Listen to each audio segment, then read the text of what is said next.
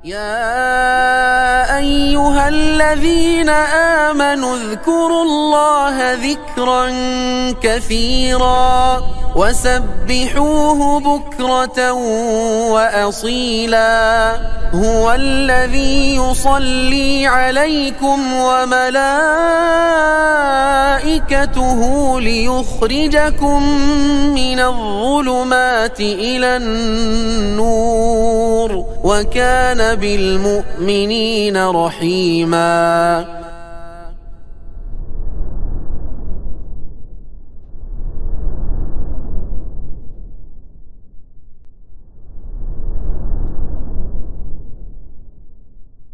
Bismillahirrahmanirrahim. Assalamualaikum warahmatullahi wabarakatuh. Innal hamdalillah nahmaduhu wa nasta'inuhu wa nastaghfiruh wa na'udzu billahi min shururi anfusina wa sayyiati a'malina may yahdihillahu fala mudilla lahu wa may yudlil fala hadiya lahu. Asyhadu an la ilaha illallah wahdahu la syarika lahu wa asyhadu anna Muhammadan abduhu wa rasuluhu la nabiyya ba'dah. Allahumma 'allimna ma yanfa'una wanfa'na bima 'allamtana innaka antal alimul hakim. Baik para ikhwah sekalian rahimani wa rahimakumullah. Insyaallah kita lanjutkan kajian kitab Al-Manhaj As-Sahih karya Syekh Abdullah Al-Ghunaiman hafizahullah wa wafaqahu jami'an. Hafizahullah wa wafaqahu. Di pembahasan terawal, yaitu awalu wajibin lillahi 'alal 'abd. Kewajiban pertama hamba yang harus ditunaikan terhadap Allah Subhanahu wa taala. Pada pertemuan lalu kita membahas ayat Al-Baqarah 256. Kita mulai berikutnya ayat yang disebutkan oleh penulis hafizahullah, yaitu surat Muhammad ayat 19. Surat ini disebut juga surat Qital. Surat Muhammad disebut juga surat Qital, tentang peperangan. Kata Rabb kita Azza wa Jalla, fa'lam annahu la ilaha illallah wastaghfir li dhanbika walil mu'minina wal mu'minat wallahu ya'lamu mutaqallabakum wa mathwakum. Ini di surat Muhammad ayat ke-19. Dan ayat yang agung ini memiliki faedah yang besar tentu saja, sebagaimana seluruh dari ayat Allah Azza wa Jalla. Kata Allah Azza wa Jalla, fa'lam annahu la ilaha illallah wastaghfir li dhanbika walil mu'minina wal mu'minat. Fa'lam, maka ilmuilah, ini perintah dari Allah.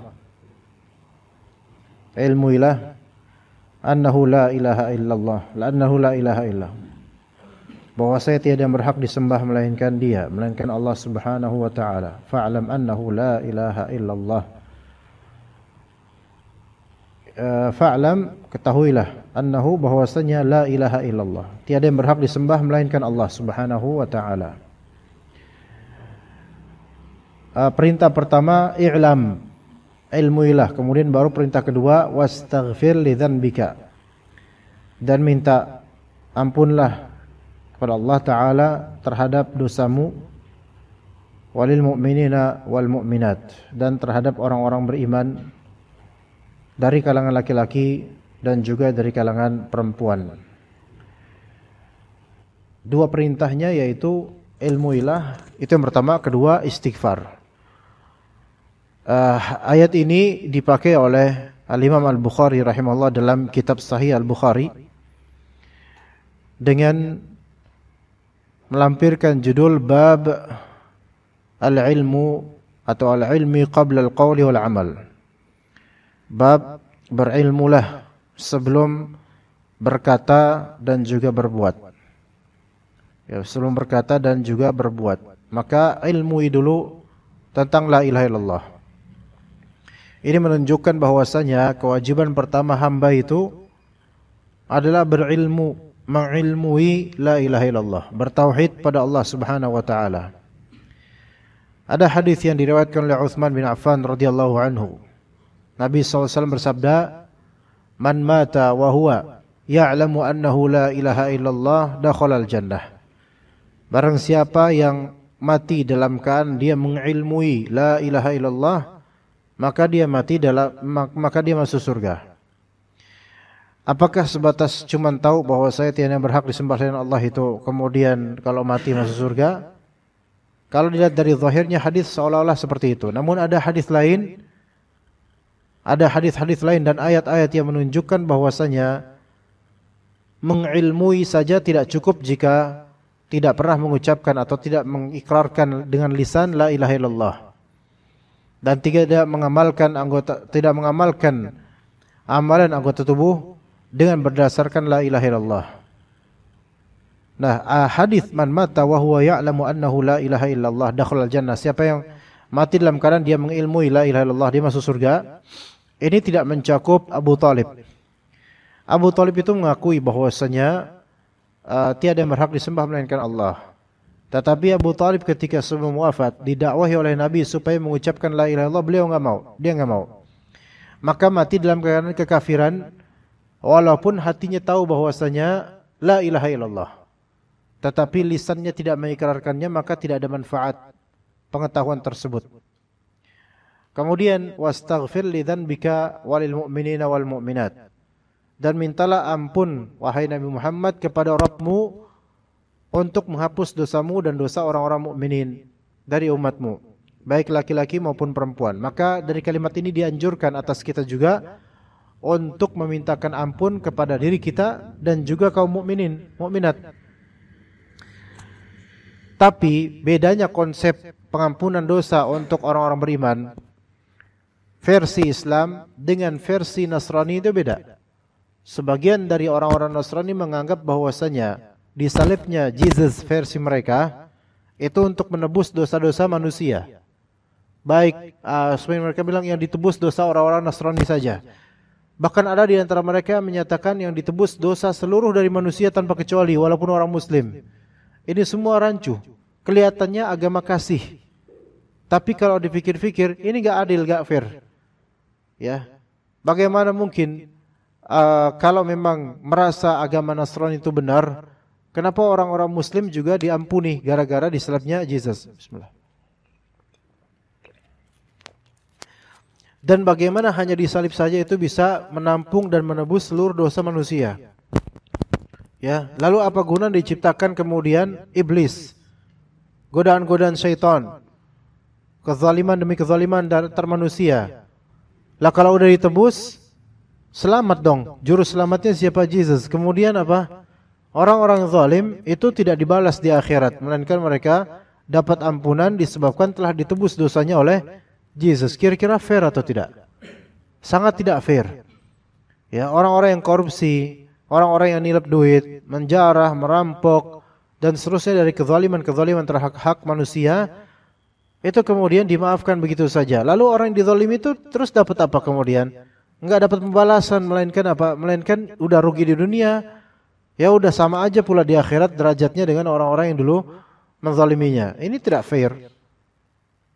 Melainkan kata Nabi, kata Allah Azza wa Jalla, hal jazaul ihsan ilal ihsan. Tidaklah ganjaran untuk perbuatan baik melainkan perbuatan baik juga. Ya, dan juga perbuatan buruk maka akan yujzabih, maka akan diganjari juga dengan perbuatan buruk. Dalam Islam seperti itu. Lalu kalau memang orang-orang beriman berbuat zalim terus akan Allah balas, kenapa kita tetap istighfar untuk orang-orang beriman? Tetap istighfar untuk orang beriman. Tetap kita istighfarkan. Nah, masalah Allah Subhanahu wa taala kemudian mengampuni dosa bagian mana dari orang-orang itu terserah Allah Azza wa Jalla. Terserah Allah Azza wa Jalla. Kemudian wastaghfir li dzambika walil mu'minina wal mu'minat. Dan ini merupakan sunnahnya para nabi ketika mereka berdoa, mereka juga mintakan ampun untuk orang-orang beriman seperti perkataan Nabi Nuh alaihi salam, "Rabbighfirli wali walidayya waliman dakhala baitiya mu'minan walil mu'minina wal mu'minat." Lihat di sini berarti ada mendoakan kebaikan dan ampunan terhadap orang-orang beriman, laki maupun perempuan. Begitu juga kata Nabi Ibrahim alaihissalam, Rabbana ighfirli wali walidayya walil mu'minina yauma yaqumul hisab. Ya Allah, ampunilah saya dan kedua orang tua saya dan orang-orang beriman pada hari ketika perhitungan amal itu berlaku. Maka mendoakan orang-orang mukminin itu termasuk sunnahnya para nabi dari zaman Nabi Nuh sampai Nabi Muhammad sallallahu alaihi wasallam. Wallahu ya'lamu mutaqallabakum wa mathwakum. Allah Subhanahu wa taala mengetahui mutaqallabakum, yaitu gerakan kalian, kelakuan kalian, wa mathwakum, dan di mana kalian tinggal atau diam, di mana itu Allah taala Subhanahu wa taala mengetahui itu semua. Jadi apa yang kalian amalkan, gerakan, itu Allah tahu. Dan apa yang kalian diamkan, tidak bergerak, di mana di suatu tempat istirahat, Allah Subhanahu wa taala mengetahuinya. Kemudian di surat An-Nahl ayat 36 kata Allah Azza wa Jalla, "Wa laqad ba'atsna fi kulli ummatin rasulan an i'budullaha wajtanibut taghut." Dan kami telah mengutus setiap dari umat seorang rasul. Ternyata tujuannya itu bukan untuk mendongkrak perekonomian, bukan. Tujuannya bukan untuk mengadakan sistem pertahanan tertentu, bukan.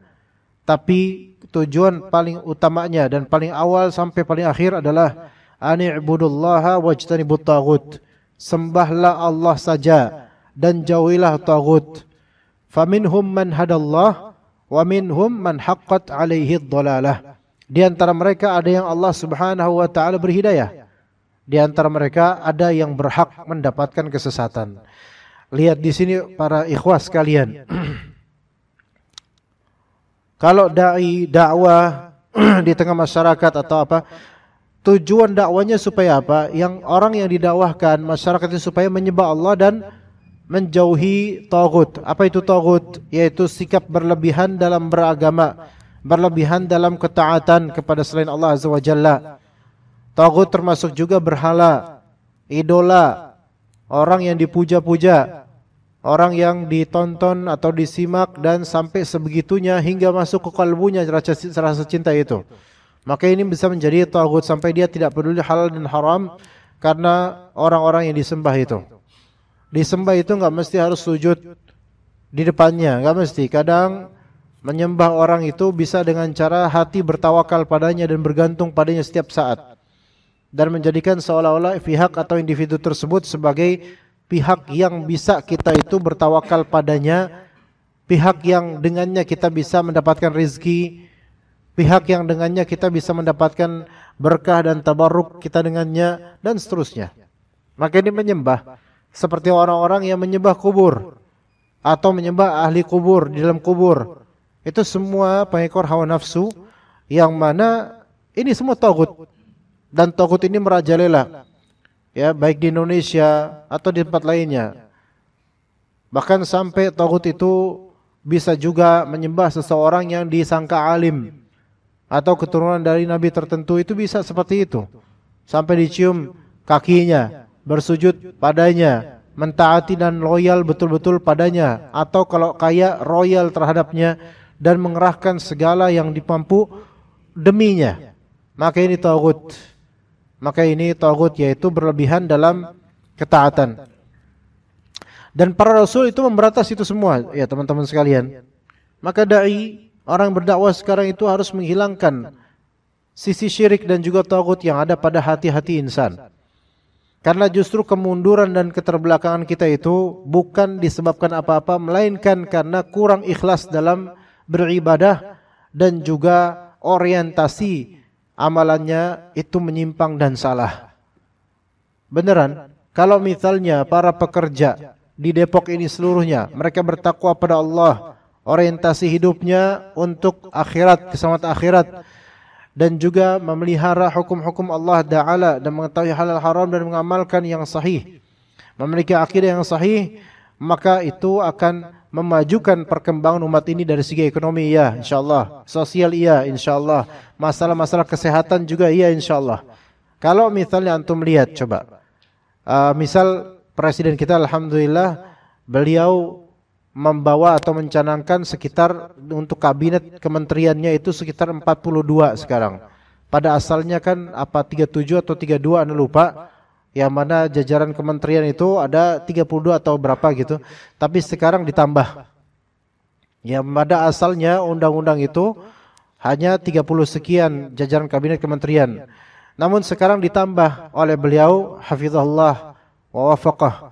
Itu ditambah oleh beliau, yang mana sebagian dari orang mempertanyakan kenapa kok ditambah, bukankah ini melanggar undang-undang, dan ternyata memang insyaallah dalam segi undang-undang ada pengecualian jika presiden merasa ada yang perlu dilebihkan dari kementerian, baik untuk membantu atau sektor baru dari kementerian, maka itu diperkenankan. Maka alhamdulillah. Tapi di sini bukan masalah itu yang ingin Anda sampaikan, ikhwan. Kalau antum lihat coba kementerian di Indonesia ini dan juga negara-negara lain semua, kan adanya kementerian untuk solving problem, bukankah begitu? Untuk mengatur dan juga mensolving problem yang ada dengan peraturan-peraturan dan juga hukuman-hukuman. Coba kita lihat kementerian Indonesia misalnya. Kalau antum lihat di masalah kementerian atau lembaga, kita akan lihat coba. Oh, sekarang saat ini kementerian di Indonesia berjumlah 48, ikhwan. 48. Banyak banget. Dulu kita di era 90-an itu hanya berapa? Tapi coba kita lihat. Di sini ada Kemendagri, Kementerian Dalam Negerian, Kementerian Luar Negeri, Kementerian Pertahanan. Oh, ini sangat vital. Makanya dikatakan ini termasuk kementerian kelompok 1. Sekarang ini tier 1, kementerian kelompok 1, yaitu dalam negeri, luar negeri, dan pertahanan. Nah, ini untuk menjaga negeri kita. Semoga Allah memberi taufik pada mereka semua dan anggota-anggotanya. Tapi coba kita lihat, apakah ada masalah?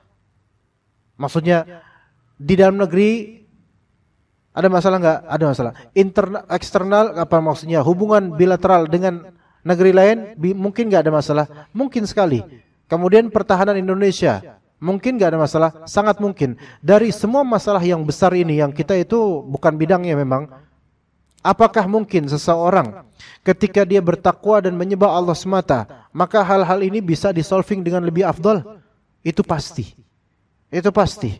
Pertahanan negara, militer dan seterusnya, jika diorientasikan untuk membela agama Allah atau beribadah pada Allah semata dan menjauhi taghut, maka yakin deh akan ada penjagaan dari Allah Azza wa Jalla.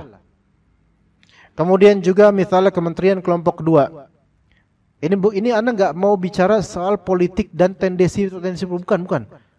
Kita coba refleksikan ini di kenegaraan. Rasul dan para rasul itu diutus untuk apa?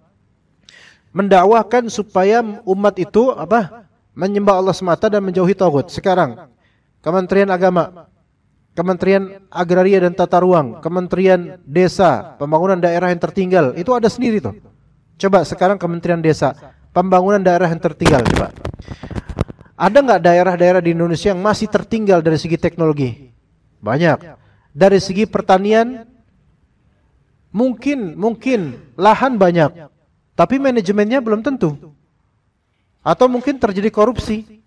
Ya enggak? Sangat mungkin. Penyebab kenapa semua ini terjadi yaitu korupsi.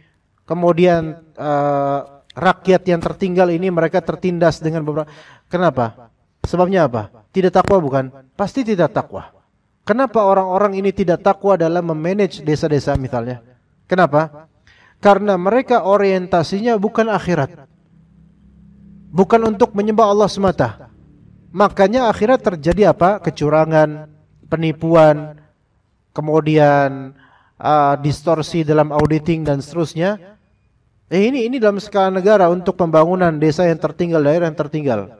Belum lagi transmigrasi, belum lagi masalah energi dan sumber daya mineral, belum lagi hukum dan hak asasi manusia. Hak asasi manusia. Coba kita lihat sekarang. Sampai ada banyak laporan-laporan guru dilaporkan begini begitu hanya karena cubit peserta didik dan bapaknya enggak terima, kemudian sampai diajukan tindak pidana dan seterusnya kekerasan terhadap peserta didik. Kalau KDRT kan orang di dalam rumah dikerasin. Lah kalau ini peserta didik yang bukan orang keluarga kita, ini bisa lebih parah lagi hukumannya. Lah padahal dulu ya kita emang dicubit. Antum ini banyak Gen Z juga nih. Enggak yang dulu-dulu, milenial. Bukan cuma dicubit. Digeprek mungkin antum ketika itu. Ya. Tapi kenapa sekarang dicubit dikit itu langsung pada nggak terima dan seterusnya. Sehingga terjadi chaos. Berita di media sosial dikomporin lagi. Karena rata-rata nggak takwa. Nggak takut sama Allah. Dikira kalau udah ngelapor itu udah menang. Yang cari kemenangan dan dendam. Coba kalau orientasinya akhirat. Atau hanya menyembah kepada Allah Subhanahu wa taala dan tidak mementingkan dunia dibandingkan ridha Allah Azza wa Jalla. Maka hal-hal seperti ini bisa termarginalkan gitu loh. Enggak ada laporan-laporan seperti bisa secara kekeluargaan semuanya dikonsolidasikan dengan baik. Ini baru case-case kecil loh. Belum masalah kelautan, perikanan, kesehatan, ketenagakerjaan, keuangan dan seterusnya. Banyak kalau Anda sebutin semuanya dari kementerian enggak ada habisnya kita bahas. Apalagi kita bukan bidangnya juga, tapi kita bisa ngerti bahwasanya setiap dari kementerian itu pasti punya persoalan yang berkaitan dengan undang-undang dan peraturan serta hukuman terhadapnya. Dan itu semua diramu oleh mereka, dipantau oleh mereka, masing-masing ada persoalan tersendiri. Masing-masing ada departemen tersendiri dan ada pembahasan demi pembahasan. Sekarang kalau seandainya seluruh dari menteri, yang semoga Allah Ta'ala berikan taufik pada mereka, kalau misalnya semua dari menteri ini ikut dengan Rasulullah SAW, yaitu kita itu ngurus negara ini lillahi ta'ala misal. Dan kita menjuang jauh-jauh taghut berupa apa? Penghambaan terhadap dunia, penghambaan terhadap duit. Kira-kira bakal Masya Allah enggak kira-kira? Kalau menteri-menteri kita dan jajaran kabinet anak buahnya. Subhanallah. Ya. Ya, tapi ya kenyataannya bahwa Allah belum beri hidayah, dan itu ya memang ujian buat kita juga, ujian buat mereka, ujian buat semuanya, pasti ada hikmahnya. Tapi kalau kita bayangkan seandainya orang-orang yang memangku amanat dan jabatan, mereka itu beribadah kepada Allah semata, orientasinya itu ridha Allah dan akhirat, keselamatan akhirat. Mau buat curang aja mikir nanti Allah Ta'ala akan balas saya. Oke, itu skala yang besar ya, parlemen dan semisalnya. Skala lantabura. Ya. Kalau misalnya antum punya jabatan atau antum punya tugas sesuai dengan yang diamanahkan, seandainya orientasi pikiran antum ini kerjanya ibadah, saya mencari ridha Allah dan rezeki yang halal serta keselamatan akhirat. Kalau betul-betul orientasi antum seperti ini dan menghilangkan cinta dunia, maka kira-kira antum mau korupsi enggak di perusahaan ini? Enggak bakal, beneran. Tertahan karena antum yakin Allah melihat antum dan mendengar, mengetahui. Tetapi ketika orientasi antum bukan mengikuti Rasulullah, bukan untuk akhirat, maka untuk korupsi antum punya trik agak mudah, bahkan korupsi waktu pun bisa, korupsi ini bisa, korupsi itu bisa. Dengan sengaja. Bisa. Karena apa? Ini tidak ke Allah Azza wa Jalla. Merasa Allah enggak ngelihat dia. Ya, dan ini nasihat untuk kita semua. Berarti beribadah kepada Allah semata, bertauhid kepada Allah Azza wa Jalla itu cakupannya sangat luas. Sampai antum bekerja pun itu juga perlu keikhlasan karena mencari ridha Allah Azza wa Jalla. Betul mencari uang yang halal, betul. Tapi kan anda yakin antum mencari uang yang halal tidak semata-mata untuk antum makan sendiri. Imma buat nikah, imma buat anak istri, imma buat keluarga, imma buat sedekah, kan gitu. Dan itu termasuk ibadah. Coba kalau misalnya antum fikirkan uang yang antum dapatkan dari gaji mukafaah di perusahaan ini, anak kan buat apa? Buat keluarga, buat saudara, buat ibu di rumah, buat ayah di rumah, buat anak atau buat istri atau buat menikah. Ini semua ibadah. Kalau antum ikhlas, insya Allah akan beri hidayah pada antum supaya bekerja dengan baik. Dan setiap detail pekerjaan yang antum dapat, yang antum lakukan, itu ada nilai bukan hanya rupiah, melainkan ada nilai pahala dan ridha Allah Subhanahu wa taala. Boleh jadi gaji antum segitu, yang kalah dengan gaji orang-orang yang 2 digit. Coba 2 digit berapa, Pak? Ikhwan. Gaji 2 digit sama dengan berapa? Di atas 10 juta gitu maksudnya. Ya. Antum di atas 10 juta. Ana bukan menghinakan antum, tapi kalau sampai segitu ya Masya Allah, berarti perusahaan ini luar biasa. 10 juta semuanya. Semoga suatu saat gaji antum 10 juta dan lebih insya Allah. Tapi yang paling penting berkahnya. Gimana cara dapat berkahnya? Bukan nominal dulu, berkahnya dulu yang penting. Cara dapat berkahnya sesuai SOP aja antum, sesuai kesepakatan aja gimana. Ya, jangan berkhianat, nah gitu udah. Maka orientasikan lillahi ta'ala dan hindari at-taghut. Faminhum man hadallah wa minhum man haqqat alaihi dhalalah. Di antara mereka ada yang Allah berhidayah. Berarti petunjuk itu dari Allah Azza wa Jalla. Antum bisa dilancarkan untuk bekerja, Allah Ta'ala yang berikan petunjuk buat antum. Wa minhum man haqqat alaihi dhalalah. Di antara orang-orang ini ada yang berhak untuk mendapatkan kesesatan, ada. Bukan dari Allah awalnya, melainkan memang orang ini enggak mau untuk ikut kebenaran. Kata Nabi SAW, kullu ummati dakhulal jannah illa man abah. Setiap dari umatku masuk surga kecuali yang menolak. Kata para sahabat, wa man ya'ba ya Rasulullah? Siapa yang menolak masuk surga ya Rasulullah? Kata beliau SAW, man ata'ani dakhulal jannah. Siapa yang taat padaku, dia akan masuk surga. Wa man asani faqad aba. Dan siapa yang bermaksiat padaku, maka dia menolak untuk masuk surga. Ya, seperti itu. Taib, kita lanjutkan. Di surat Al-Anbiya lagi-lagi disebutkan, wa ma arsalna min qablika min rasulin illa nuhi ilaihi annahu la ilaha illa ana fa'budun. Dan tidaklah kami utus sebelummu wahai Muhammad SAW, kami utus sebelumnya dari para rasul, melainkan kami wahyukan kepada rasul tersebut bahwa saya tiada yang berhak disembah melainkan aku, yaitu Allah Azza wa Jalla, fa'budun, maka sembahlah aku. Nah, ini perintah Allah yang jelas-jelas yang dibawa dan dilampirkan oleh para rasul semuanya untuk ditunaikan kepada umat dakwah ketika itu, supaya mereka hanya menyembah Allah Subhanahu wa ta'ala. Taib, kemudian Allah Ta'ala berfirman di surat Az-Zariyat, dan ini ayat yang sangat-sangat masyhur. Wa ma khalaqtul jinna wal insa illa liya'budun. Dan tidaklah aku ciptakan jin dan manusia kecuali untuk beribadah kepadaku semata. Jadi jin itu juga hamba Allah. Makhluk berakal, gaib bagi kita, dan mereka hamba Allah. Maksudnya hamba di sini mereka diciptakan oleh Allah Azza wa Jalla dengan tujuan agar mereka beribadah. Kalau sekarang antum ketemu setan, antum ingetin hadis ayat ini, ingetin. Baik setannya nampak ataupun dia nyerupin di tubuh orang, atau setannya gangguin antum.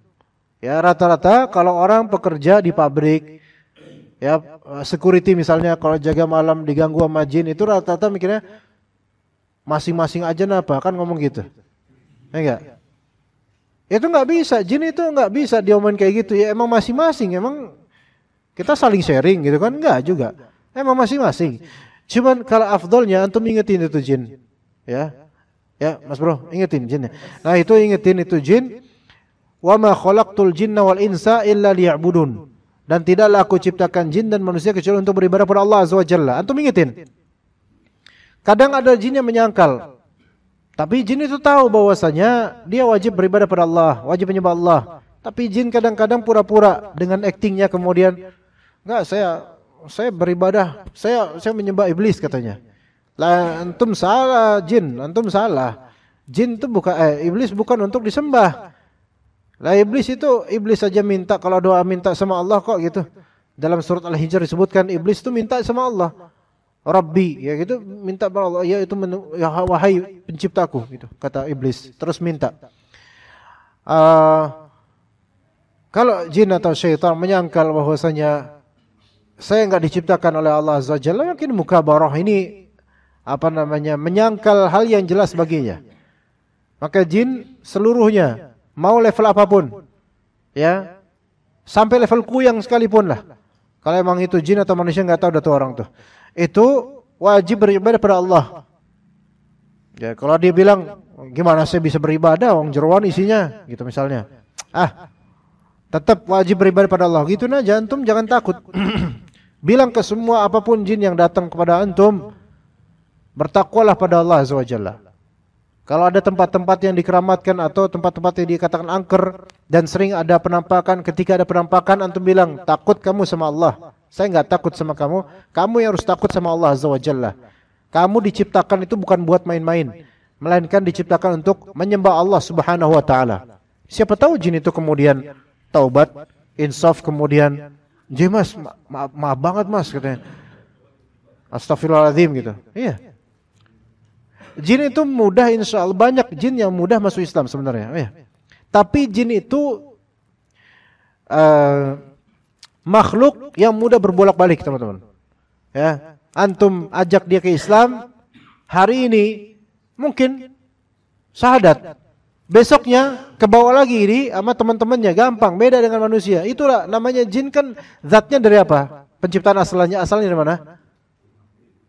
Dari api. Ya api kan gampang redup, gampang mati gitu, gampang kemana berhembus. Kalau kita terbuat dari apa? Dari tanah pada asalnya dulu Nabi Adam alaihissalam. Lebih firm, itu bahasa Inggrisnya, lebih firm. Apa firm? Lebih kokoh. Lebih kokoh. Iya, mereka mudah sekali untuk berubah-ubah. Makanya kadang di antara mereka jadi perempuan, jadi laki-laki, jadi bencong, jadi kunti, nanti jadi pocong. Bisa kayak gitu modelnya. Manusia, antum butuh aksesoris untuk jadi bencong. Agak lama juga. Dan nggak pantas juga memang. Bahkan bencongnya bertawud ngeliat antum. Nggak kok jadi bencong nggak bener banget kata bencong. Karena kita butuh proses, beda dengan jin, cepet. Dan kita lihat di surat Al-Jin coba teman-teman. Ya, dan di surat Al-Ahqaf akhir-akhirnya itu. Nabi SAW lagi duduk habis dari dakwah dan tidak terima dakwahnya, akhirnya duduk istirahat di suatu tempat dengan keletihan dan membaca Al-Quran. Kemudian tiba-tiba ada beberapa jin yang menyimak Al-Quran dan langsung beriman, cuma menyimak doang.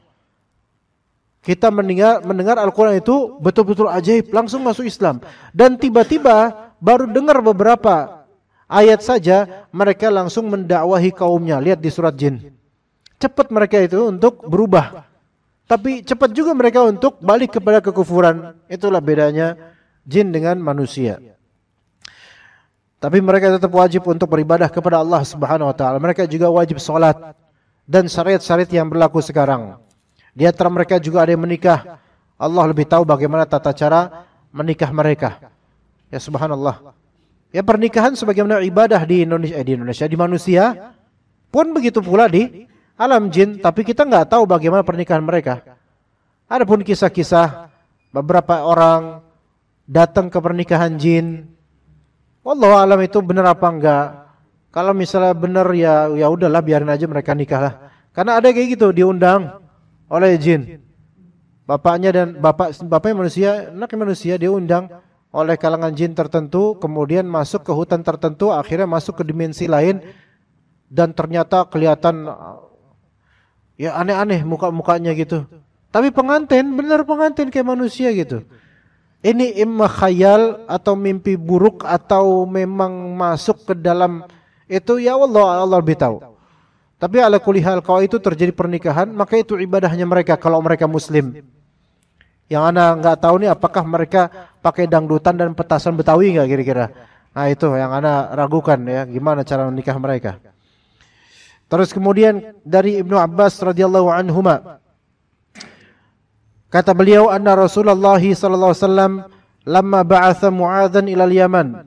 Rasulullah SAW ketika mengutus Mu'adz menuju Yaman, beliau berkata kepada Mu'adz bin Jabal, innaka taqdumu ala qaumin ahli kitabin.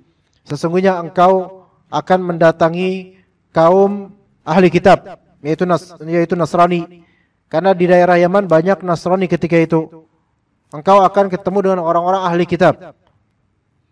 Apa yang pertama kali yang diperintahkan oleh Rasulullah supaya mendakwahi orang-orang Nasrani? Falyakun awwala ma tad'uhum ilaihi ibadatullahi azza wa jalla. Jadikan yang paling pertama yang kamu dakwahkan pada mereka beribadah kepada Allah azza wa jalla, tauhid. Dan dalam hadis lain, redaksi lain, falyakun awwala ma tad'uhum ilaihi syahadatu an la ilaha illallah. Mengucapkan dua kalimat syahadat la ilaha illallah Muhammad Rasulullah.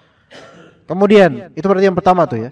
Fa idza arafullaha fa akhbirhum anna Allah qad farada alaihim 5 salawatin fi yaumihim wa lailatihim. Kalau misalnya mereka sudah mengenal Allah, sudah ikut syahadat, sudah masuk Islam, converting to Islam, sudah alhamdulillah, maka kabarkan kepada mereka bahwa Allah Ta'ala mewajibkan atas mereka 5 waktu salat sehari semalam. فَإِذَا فَعَلُوا فَأَخْبِرْهُمْ أَنَّ اللَّهَ قَدْ فَرَضَ عَلَيْهِمْ زَكَاةً تُؤْخَذُ مِنْ أَمْوَالِهِمْ وَتُرَدُّ عَلَى فُقَرَائِهِمْ. Dan jika Dan jika mereka melakukannya setelah salat, mereka sudah bisa salat, maka kabarkan pada mereka bahwasanya Allah Ta'ala mewajibkan atas mereka zakat yang diambil dari harta mereka dan disalurkan kepada siapa? Orang-orang fakir miskin. Fa idza ata'u biha, kalau mereka taat untuk semua itu, fakhudh minhum wa tawaqqi kara'im amwalin nas. Wahai Muadz, kalau mereka udah tunduk syahadat, tunduk salat, tunduk zakat, maka ambil sebagian dari harta mereka untuk zakat tersebut disalurkan fakir miskin, dan jauhilah harta yang paling mereka sukai. Jangan paksa mereka untuk zakat dengan harta yang mereka sukai, bahkan nggak boleh. Kalau misalnya zakatnya zakat peternakan, kambing misalnya, banyak kambingnya, kemudian akan ditarik zakat, misalnya 3 kambing, maka pihak pemerintah nggak boleh ngambil kambing yang paling disukai oleh pemiliknya. Itu namanya karaimal mal, karaimal amwal, harta yang paling nafis, yang paling berharga mereka, yang paling mereka suka, maka jangan dipaksa untuk itu. Melainkan ambil yang standar, tidak cacat dan diridhai oleh mereka. Ya begitu. Kemudian kata Nabi sallallahu alaihi wasallam dalam hadis riwayat Abu Hurairah radhiyallahu anhu, "Umirtu an uqatilan nas hatta yashhadu an la ilaha illallah." Aku diperintahkan untuk memerangi manusia sehingga mereka bersyahadat tiada berhak disembah melainkan Allah, wa yu'minu bi wa bima ji'tu bih, dan beriman kepadaku, beriman pula kepada apa yang aku bawa di Al-Qur'an dan Sunnah. Fa idza fa'alu dzalika 'asamu minni dima'ahum wa amwalahum illa bihaqqiha. Kalau mereka sudah syahadat dan mereka beriman kepadaku dan Al-Qur'an dan Sunnah, maka terjagalah darah mereka dan juga harta mereka kecuali dengan hak pidana dan semisalnya. Ini kalau mereka beriman kepadaku dan apa yang aku bawa, yaitu Al-Quran dan juga Sunnah. Nah sekarang kalau ada orang-orang dari kalangan Qur'aniyun atau inkarus Sunnah, mereka itu mengingkari Sunnah Nabi SAW. Mereka nggak mau ikut Sunnah Nabi, nggak ikut Nabi SAW. Mereka menganggap perkataan Nabi itu perkataan biasa saja, bukan wahyu. Maka yang seperti ini dikhawatirkan ini kufur, keluar dari Islam. Sehingga kalau mereka bukan Islam, maka tidak terjaga darah mereka. Makanya ketika orang murtad seperti ini, ada yang membunuh, bukan pemerintah yang membunuh, ada orang yang benci padanya terus membunuh, tidak ada hukum qisas menurut sebagian dari ulama, karena well deserved, yaitu orang ini memang berhak dibunuh, hanya saja prakteknya salah.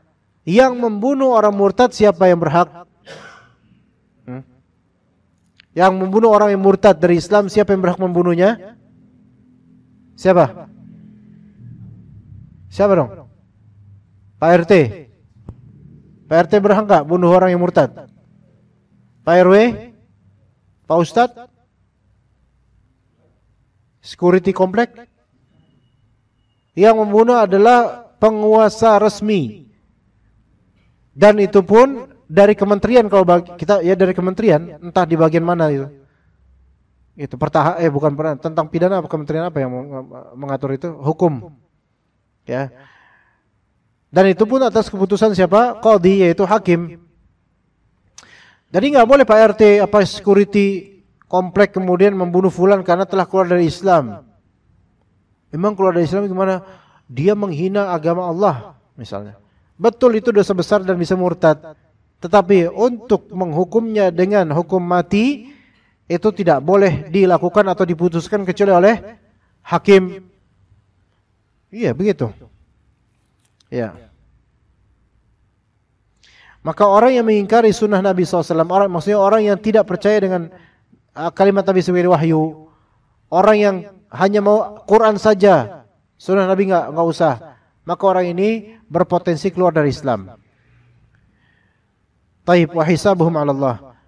Kemudian hadis Abu Malik dari bapaknya radhiyallahu anhu, beliau berkata, sami'tu Rasulullah SAW yaqul, saya mendengar Rasulullah SAW bersabda, man qala la ilaha illallah wa kafara bima yu'badu min dunillah haruma maluhu wa damuhu wa hisabuhu 'ala Allah. Siapa yang berkata la ilaha illallah dan kufur kepada hal-hal yang disembah selain Allah, maka haram hartanya dan darahnya, yaitu jangan ganggu apa-apa harta dan darahnya. Dia punya hak dengan hartanya dan darahnya. Ya, tidak diperangi dan tidak diambil jizyah atau upeti darinya karena dia muslim.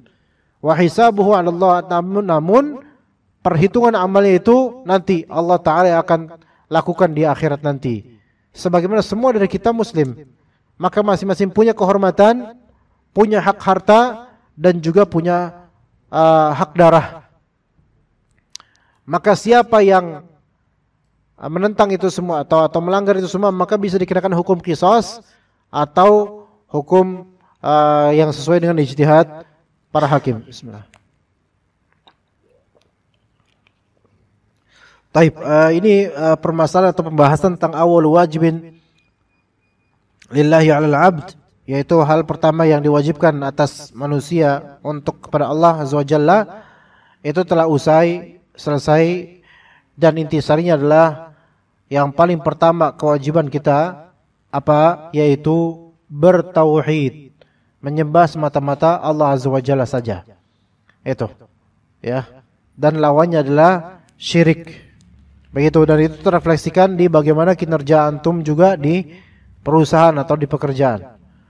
Ya, belum juga bagaimana lisan antum ketika bersama teman-teman.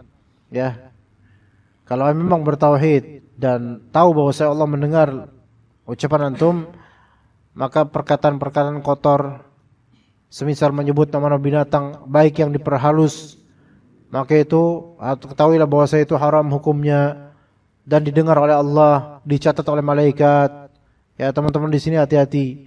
Ucapan-ucapan seperti itu emang enggak ketahuan oleh beberapa dari atasan, tetapi Allah Maha tahu dengan ucapan-ucapan kotor.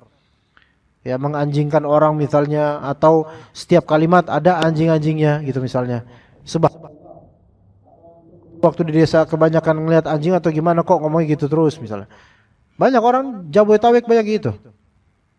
Bahkan Anda salah satu turunan Sunda juga, dan orang-orang Sunda itu yang gaul-gaul atau yang di kota-kota anak-anak muda itu ya itu sering biasa ngomong kayak gitu.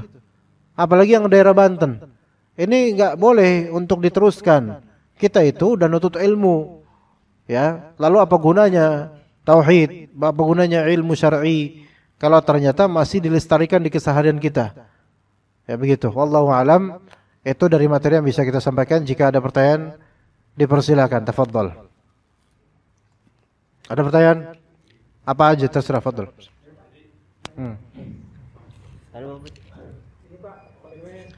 Ya itu.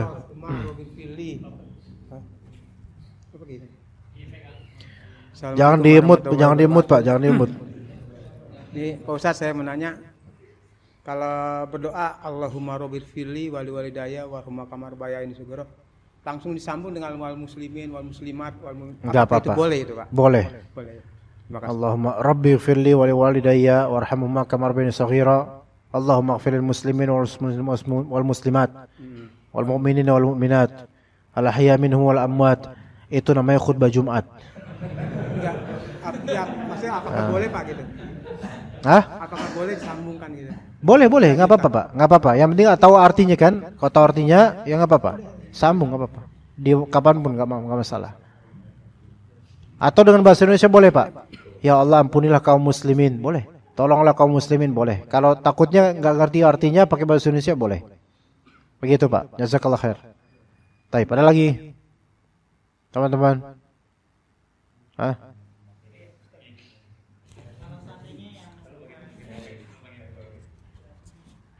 Kayaknya seru itu kalau itu ditaruh di sini terus di-mute masing-masing penanya. Kayaknya seru tuh.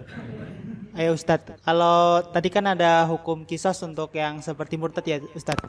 Seperti apa? Seperti yang orang murtad. Tadi kan dihukum. Itu bukan qisas namanya. Apa tadi? Itu hukuman had untuk orang namanya had, bukan qisas. Qisas itu membalas. Tapi kalau hukum had, hukum yang sudah diterapkan oleh Allah Azza wa Jalla, orang yang murtad dibunuh. Nah, itu kan konsepnya dibunuh ya Ustadz.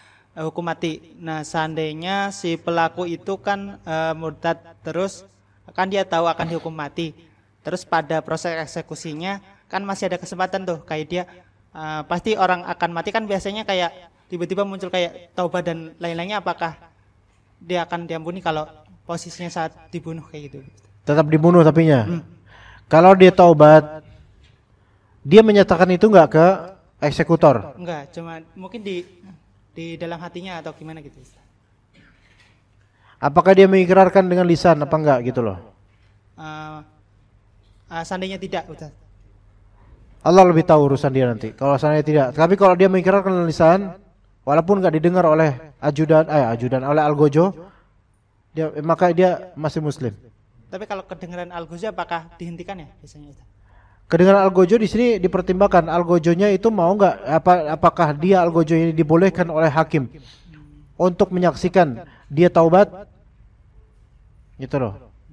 Kalau misalnya dan wajibnya adalah kalau memang orang ini mengucapkan la ilaha illallah sebelum dia divonis di ini, maka dipending, jangan langsung dibunuh sebagaimana hadis Zaid hadis salah satu sahabat Nabi yang bukan peperangan sebenarnya, yaitu udah hampir membunuh seorang musyrik kafir, udah ke gap, udah ke pojok gitu, tinggal dibunuh aja nih. Orang itu bilang asyhadu an la ilaha illallah asyhadu anna rasulullah, tapi tetap dibunuh. Rasulullah marah besar. Ini menunjukkan kalau zahirnya si murtad ini yang tervonis hukuman mati, sebelum dia dihukum mati, berapa menit atau detik sebelum dimati dia bilang asyhadu an la ilaha illallah asyhadu anna rasulullah, maka pada asalnya tahan dari pembunuhan dan laporkan kepada hakim bahwasanya dia mengucapkan kalimat itu. Dan enggak boleh kemudian mengatakan itu kan karena takut. Nah, ini juga yang dialaskan oleh sahabat itu yang membunuh orang yang tiba-tiba baca syahadat itu. Zahirnya kan karena takut, tapi enggak boleh tetap kita membunuh orang yang telah mengucapkan kalimat syahadat.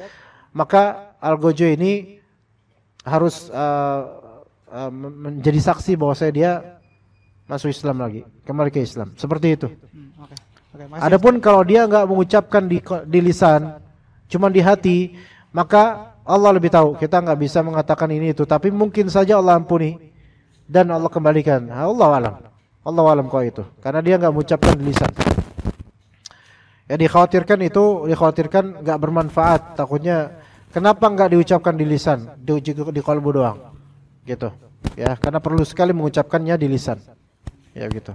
Fadal, silakan.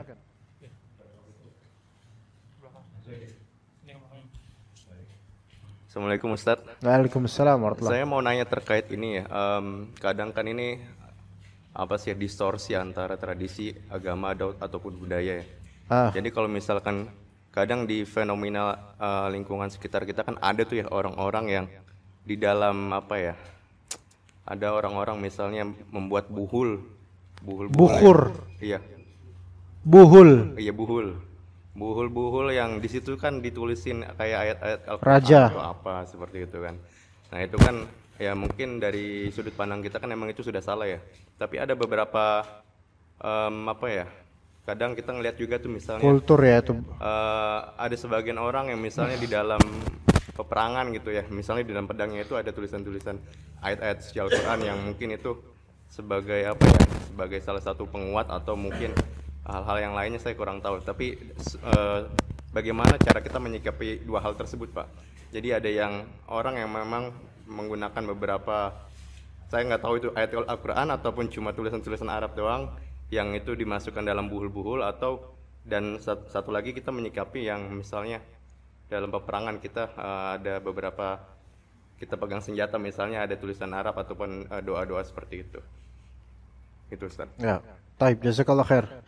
Ini berkaitan dengan jimat kan maksudnya? Jimat pada asal hukumnya haram. Namun sebagian dari salaf mereka berbeda pendapat mengenai jika jimat itu berupa tulisan ayat Al-Quran murni.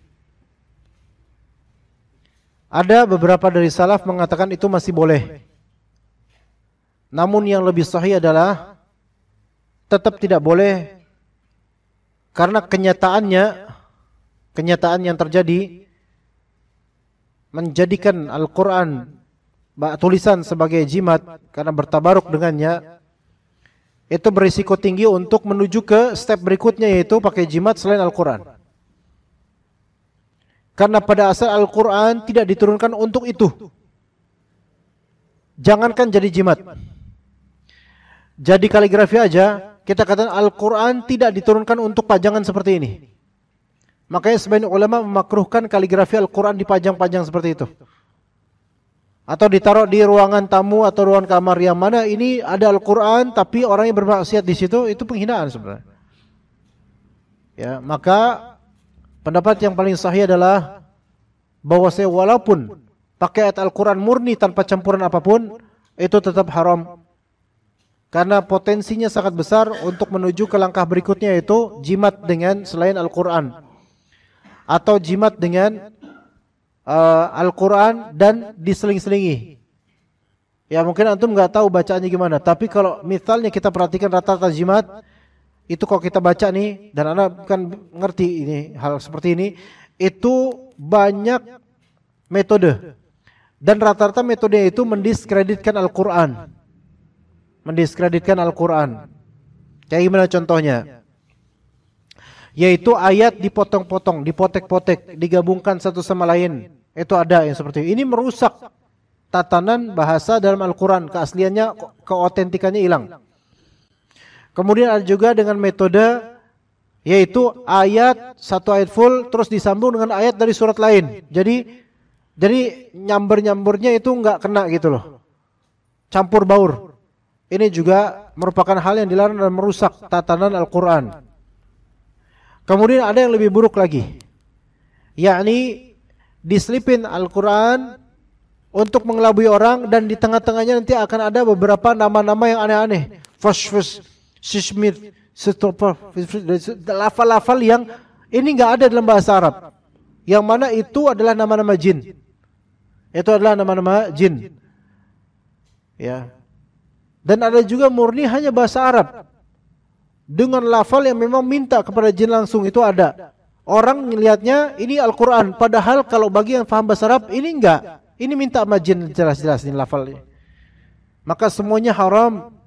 Namun yang paling buruk derajatnya adalah tadi, menyusupkan dalam ayat Al-Quran nama-nama jin, nama-nama syaitan. Anak pernah punya buku karena pengen tahu dan pengen melihat bagian isinya. Punya buku pengobatan alternatif dengan doa, ya, atau khasiat-khasiat doa-doa tertentu. Anak buka, ada banyak, ada puluhan. Ada cara memanggil putri jin, ada. Iya, gitu. Iya, memanggil putri jin. Atau itu. Manggil putri Pak RT aja susah, ini manggil putri jin. Dan baca itu ada ayatnya. Satu paragraf ini isi bahasa Arab, ada ayatnya, dan di situ akan ada lafal-lafal nama-nama jin. Ya.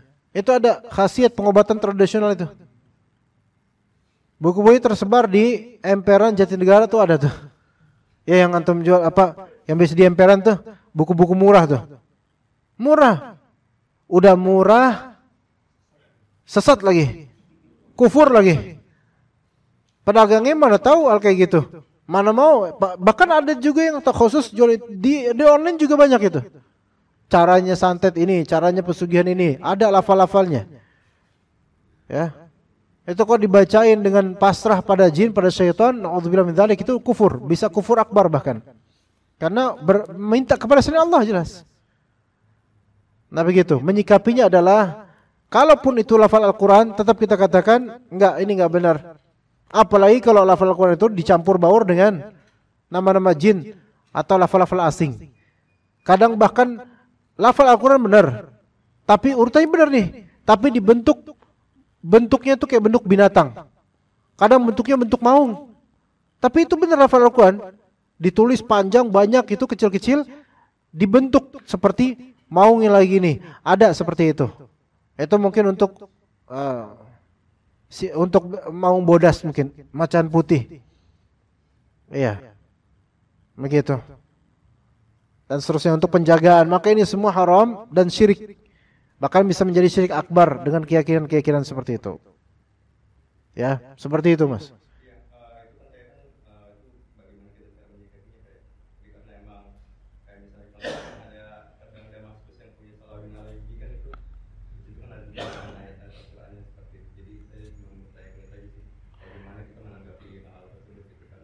Tetap enggak, tetap itu hal yang enggak perlu. Kalau memang itu dijadikan jimat, tidak boleh. Tapi kalau cuman sebagai pajangan ayat itu makruh, Pak, makruh. Jadi taruh tulisan ayat di pedang, apa tujuannya? Kalau tujuannya untuk perlindungan, ini nggak boleh, maka ini masuk jimat. Kalau tujuannya untuk memotivasi, mungkin ada bolehnya tapi makruh. Kalau hanya identitas belaka, nggak dipakai itu, cuman menunjukkan ini pedang dan ini ada ayatnya, ukiran hanya seni belaka, nggak ada keinginan tertentu. Walaupun itu mungkin boleh, tapi sebaiknya dihindari. Ya. Nah, seperti negara bendera Arab Saudi misalnya, ada pedang adalah la ilaha illallah. Ini kan maksudnya adalah menyatakan bahwa negara ini berdasarkan itu, maka ini diperbolehkan kok ini. Hanya untuk identitas semata. Dan itu bukan ayat. Ya begitu. Wallahu taala alam. Oke? Cukup sampai sini insyaallah. Barakallahu fikum jami'an.